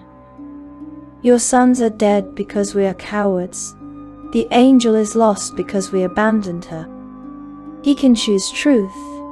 He can choose good. But the shame is too much. The truth is too ugly. So he chooses pride. He straightens his back. He wipes the soot from his face. He forces his voice to be strong. It was a terrible battle, he says. His voice trembles, but they mistake it for grief. The angel fought. We fought. We charged into the very heart of hell. A lie. A beautiful, shining, simple lie. We broke their legions. We sent them reeling. The other soldiers hear this.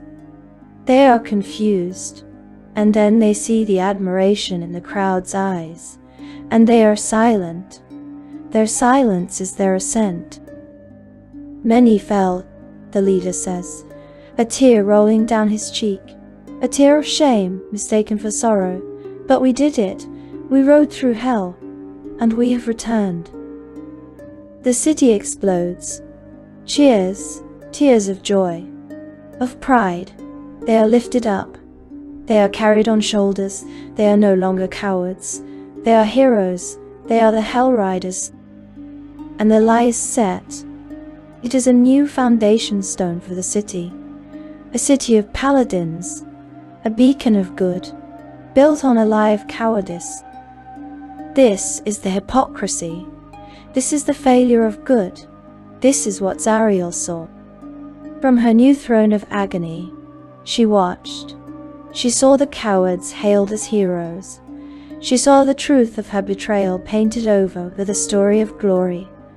She saw Zariel and the loyal few hunted and forgotten, their sacrifice erased.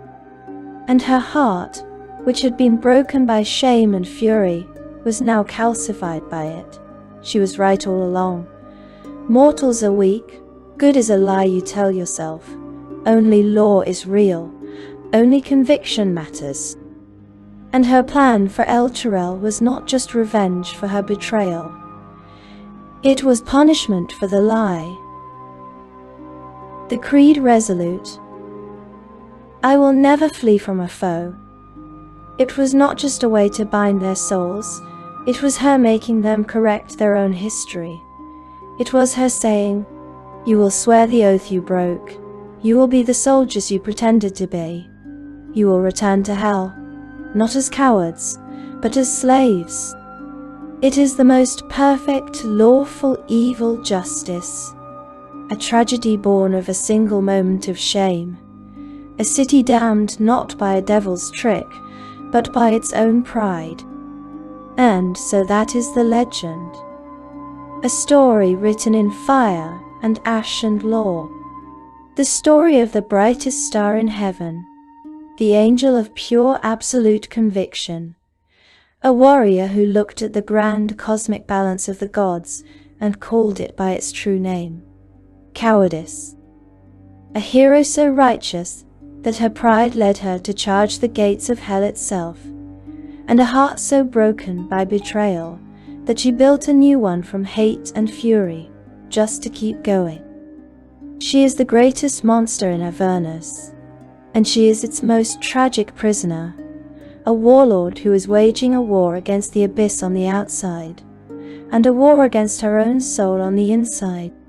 The beautiful, hateful, the Archduchess who is still an angel, the devil who weeps a single tear of fire. Her story is a question.